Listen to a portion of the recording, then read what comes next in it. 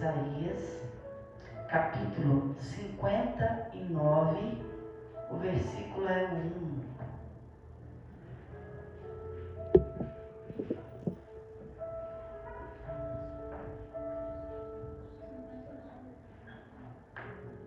Se alguém precisar de ajuda, faz assim com a mão. Alguém, um obreiro, vai te ajudar. Glória a Deus. Isaías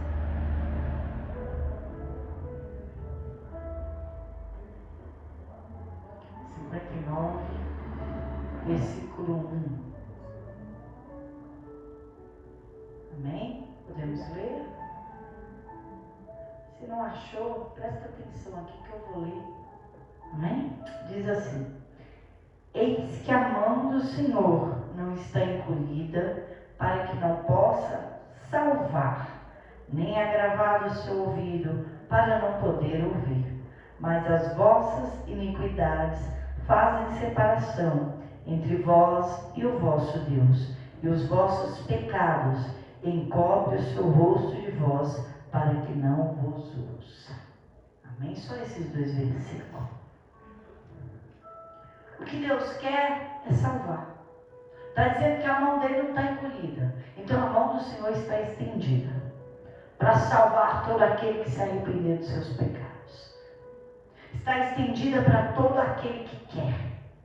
Todo aquele que quer o Senhor Jesus, todo aquele que se arrepende, todo aquele que vai ser fiel até a morte e todo aquele que quer daqui em diante sacrificar a tua vida para seguir a Jesus. Não importa o pecado do passado, não importa o que foi feito, porque Ele é fiel para nos perdoar. Então, a mão do Senhor não está encolhida aqui, não pode salvar. O plano dele é de salvação. Depois ele fala assim: o meu ouvido não está doente, para que eu não possa ouvir você. Deus quer te ouvir. Mas, olha o que Deus fala, mas a vossa iniquidade é aquele pecado repetitivo na sua vida, que você não larga, se torna uma iniquidade. Mas os vossos pecados te separam de Deus. É o pecado que faz a separação entre nós e Deus. E Jesus Cristo morreu pelos nossos pecados. Olha que interessante. Para trazer de novo essa religação com Deus. Para Deus poder nos ouvir de novo. Então, tudo começa no pecado. Tudo que Deus fez é bom, é perfeito. E Deus fez você e a mim. Mas lá no começo teve um modelo. E esse modelo foi Adão e Eva. E o que o diabo fez lá no começo? Lá no começo criou Deus primeiro tudo que há, criou o homem, criou os animais. E o primeiro homem, Adão, depois Eva. E nós nascemos depois deles, tudo aqui como assim? Tudo mulher e homem, tudo parecido, da mesma espécie.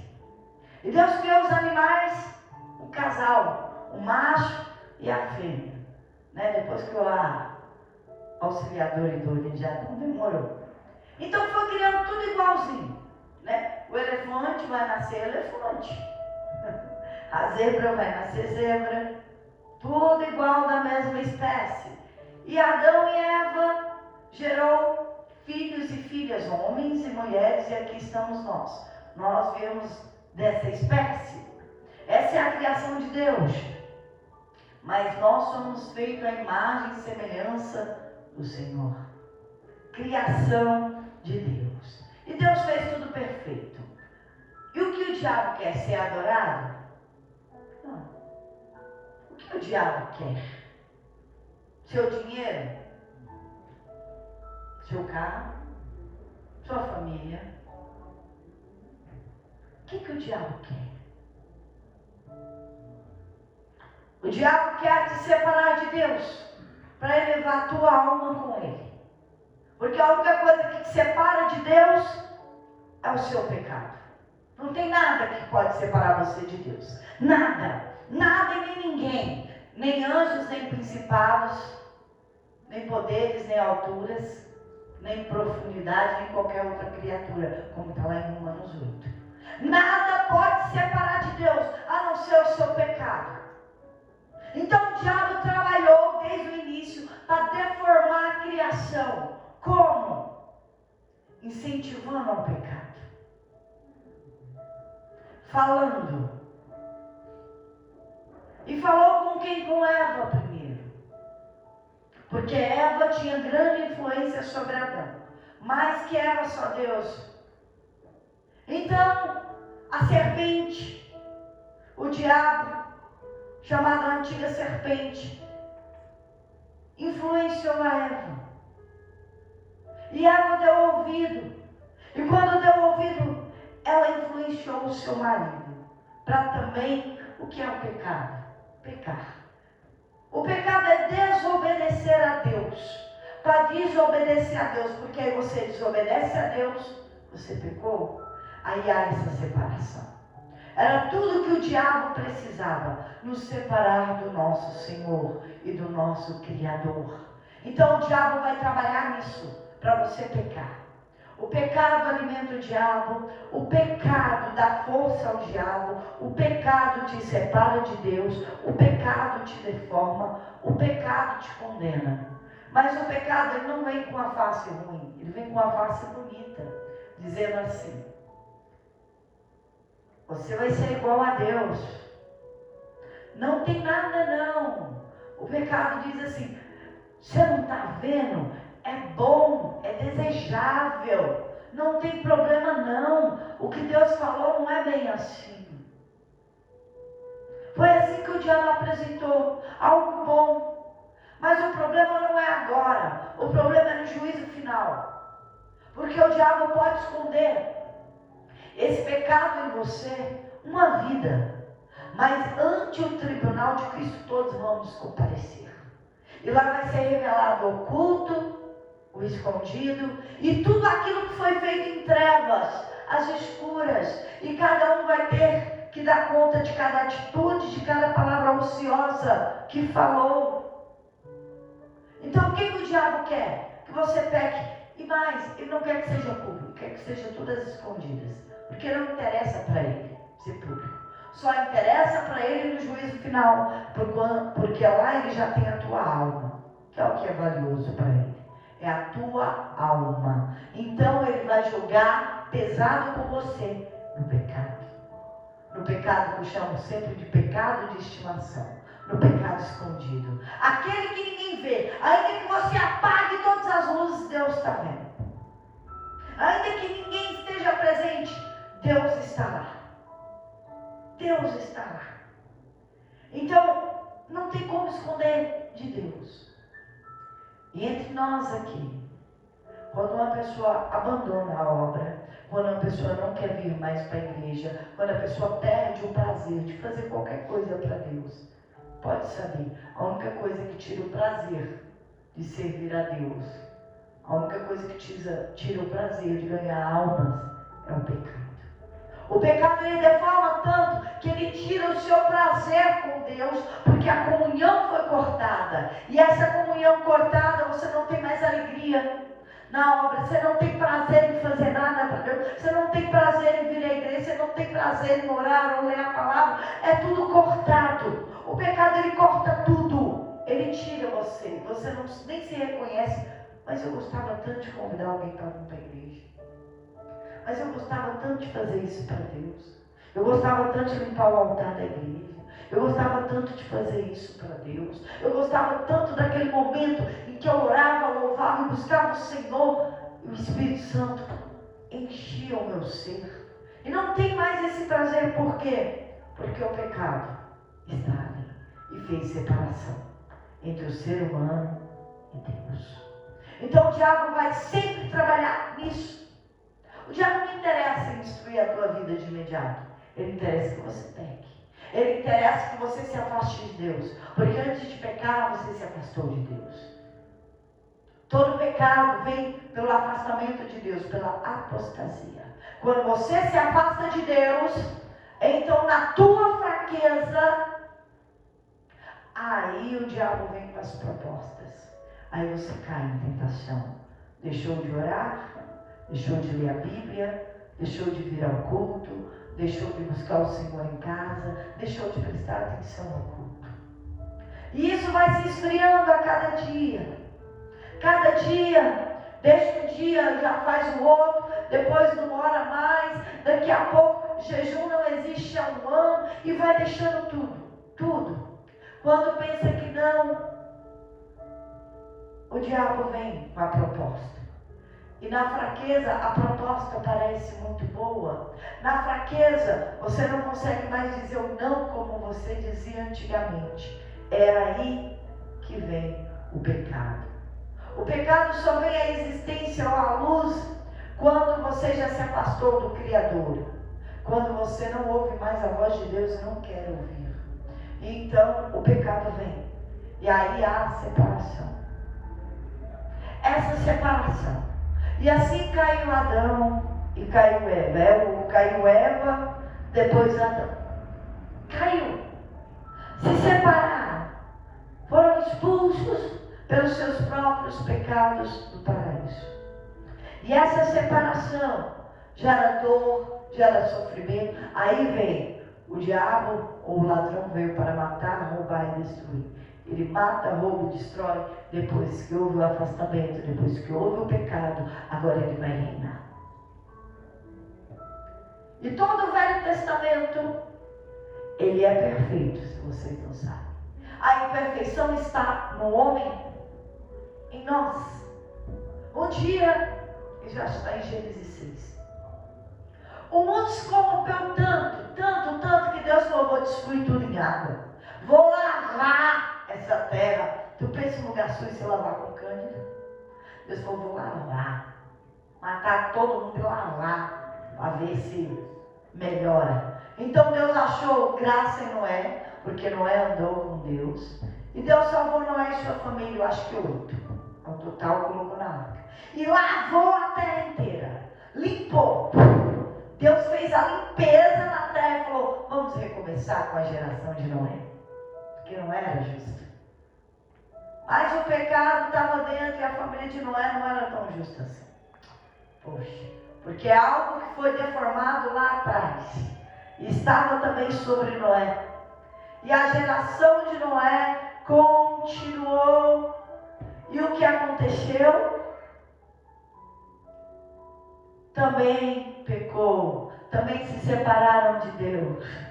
E Deus foi tentando com os profetas e foi avisando e foi fazendo tantas coisas, mas desde o início tinha que ter um Salvador. Esse Salvador viria para perdoar os nossos pecados, para pagar o preço pelos nossos pecados, mediante o arrependimento, o nosso arrependimento, confissão e abandono desse pecado. Haveria uma reconciliação com o Criador, através do mediador Jesus Cristo, o nosso Senhor. Através do sangue dele derramado na cruz, nós temos a oportunidade de entrarmos no céu, de sermos perdoados, de termos uma chance de viver uma vida nova, com paz e com alegria. Eu quero ler para vocês, se puder abrir bem, se não só ouve. Romanos 10, versículo 9, onde fala sobre isso. Romanos 10, versículo 9, fala sobre isso.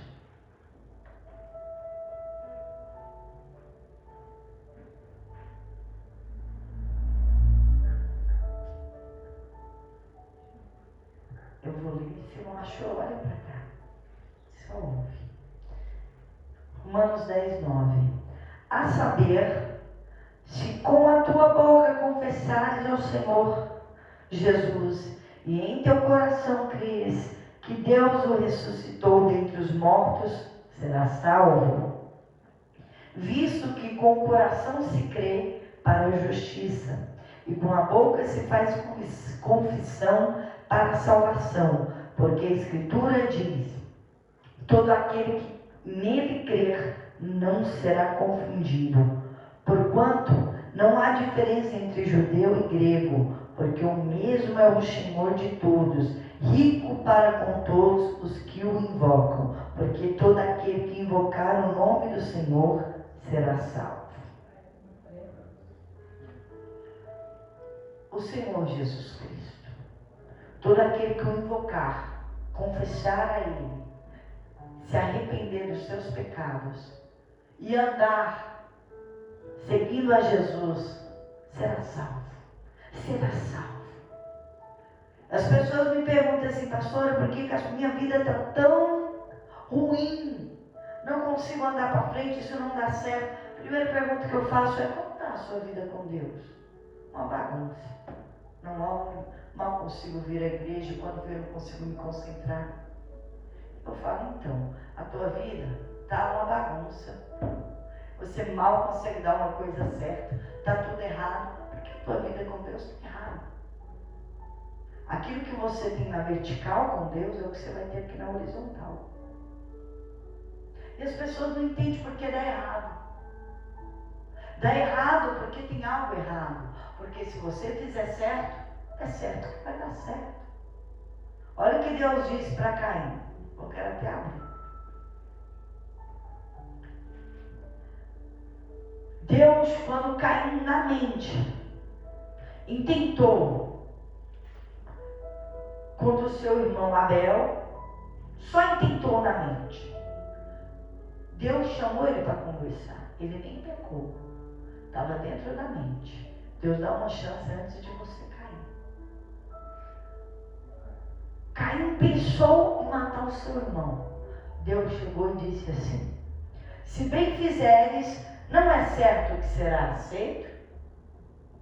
E se não fizeres bem, o pecado jaz à porta, e sobre ti será o seu desejo, mas sobre ele deves dominar. Você deve dominar sobre o desejo de pecar.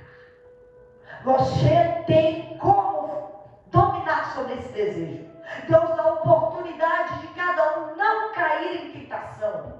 Então não tem nada que você fale, é mais forte do que eu. Deus não deixa tentar mais do que você pode suportar. Mas antes ele dá o escape. É isso que está escrito no Novo Testamento. Então, Deus avisa, está na porta o pecado, cabe a você dominar sobre ele. Abre a porta se você quiser. Se você não quiser, você pode fazer o que é certo para que dê tudo certo. Todos nós, não tem grego nem judeu, é tudo igual, sem acepção de pessoas. Para todos nós, é a mesma medida. Então, se está errado, é porque tem decisões erradas. Se não está dando certo, é porque não tem buscado o Senhor como deveria ter buscado. Então é tempo, nós temos a oportunidade hoje. Nós temos o Senhor Jesus. Nós podemos invocar para ser salvo. Não é salvo só de salvação da alma. Eu estou falando de ser salvo de cair em tentação. De ser salvo de destruir a própria vida. Ser salvo do mal, ser salvo do sofrimento. Hoje você pode dominar sobre aquilo que você é tentado e fazer o certo. Eu posso dizer não para mim mesma. O maior não que você tem para dizer é para você, não é para os outros. Eu não vou fazer errado. Eu não vou pecar. Às vezes eu tenho vontade de pecar. Pastor, você tem vontade de pecar? Claro, como todo mundo. Sou igual a vocês.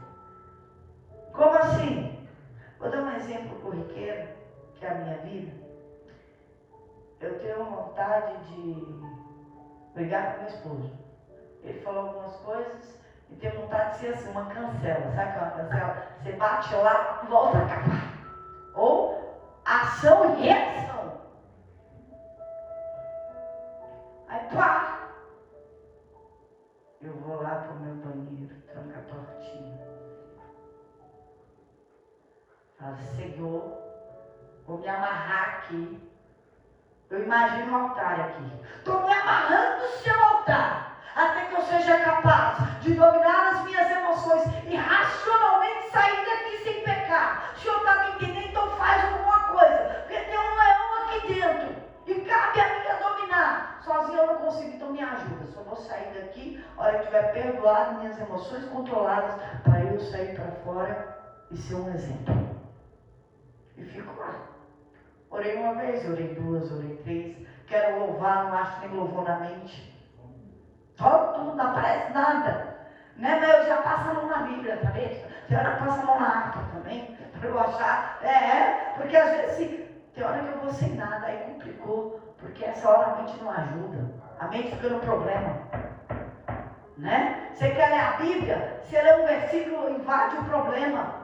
Ai, meu Deus, me ajuda. Aí eu começo a gritar: Jesus, me ajuda. A melhor oração que eu tenho agora: me socorre, Deus, me ajuda, porque eu não consigo nem orar direito.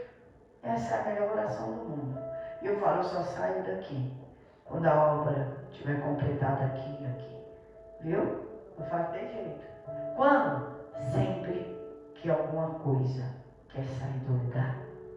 Eu me proponho a fazer o certo. Ninguém é obrigado a ouvir malcriação. Ninguém é obrigado a ouvir falta de educação, raivinha, ataque. Ninguém é obrigado a aguentar mau humor de ninguém. Quer dizer o quê? Que eu tenho tudo isso? Claro. Mas eu não sou obrigada. Não obrigada. Eu não tenho que obrigar ninguém. Nem a você, nem meu esposo, nem os meus filhos. A ouvir desaforo, a ser mal educada, a aguentar a cara feia. Não foi isso que Cristo me ensinou. Então cabe a mim dominar os meus sentimentos, as minhas vontades. E como é que eu ponho esse cabresco em minha oração? Como é que eu ponho esse cabresco me voltando aos pés do Senhor? Como é que eu ponho esse cabresco de jejum? Sabe, a oração é na hora imediata.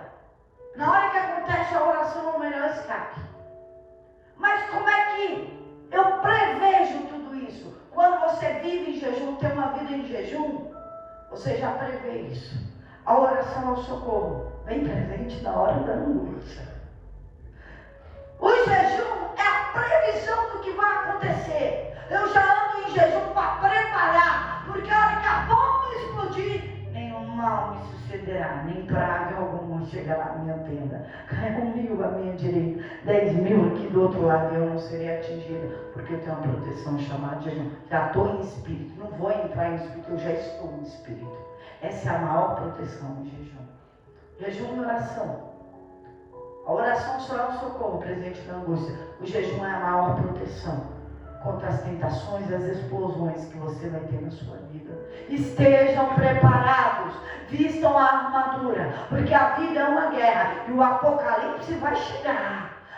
Vai chegar na vida de todo mundo e cada um vai ter que prestar conta do que está escrito nos livros, se não estiver com Cristo, porque Cristo vai apagar o nosso passado, vai pagar todo o preço da nossa condenação e do nosso pecado. Mas cabe a nós agora renunciar à nossa própria vontade para fazer a vontade dele e ter direito à vida eterna. Amém? Quem vai se amarrar no altar pela fé e na oração? Aprenderam, né? Aplauda, Senhor.